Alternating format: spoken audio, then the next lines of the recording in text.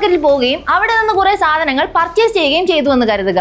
പർച്ചേസിംഗിന് ശേഷം നമ്മൾ സ്വാഭാവികമായി ബിൽ പേയ്മെന്റ് നടത്തുന്നു. ആദ്യത്തെ 1-2 സ്വൈപ്പിൽ നിങ്ങളുടെ പേയ്മെന്റ് നടക്കുന്നില്ല.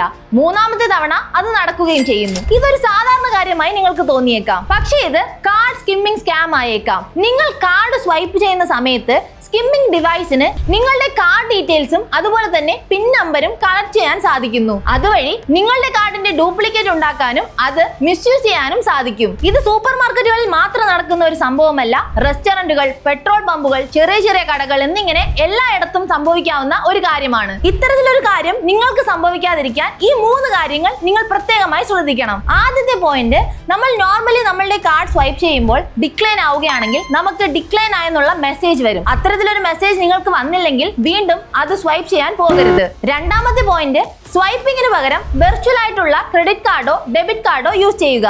മൂന്നാമത്തെ പോയിന്റ്, നിങ്ങളുടെ കാർഡിന്റെ ഇന്റർനാഷണൽ പേയ്മെന്റ് ഓപ്ഷൻ ഡിസേബിൾ ചെയ്യുക. അതുപോലെ തന്നെ ട്രാൻസാക്ഷൻ ലിമിറ്റും സെറ്റ് ചെയ്യുക. ഇത് ഒരു പരിധിവരെ നിങ്ങളുടെ കാർഡ് ഉപയോഗിച്ചുള്ള ഫ്രോഡ് ആക്ടിവിറ്റികൾ ഒഴിവാക്കാൻ സഹായിക്കുന്നു. ഇതുപോലുള്ള ഇൻഫോർമേറ്റീവ് വീഡിയോകൾക്കായി ഇപ്പോൾ തന്നെ ബോസ് വാല മലയാളം യൂട്യൂബ് ചാനലും സബ്സ്ക്രൈബ് ചെയ്യൂ.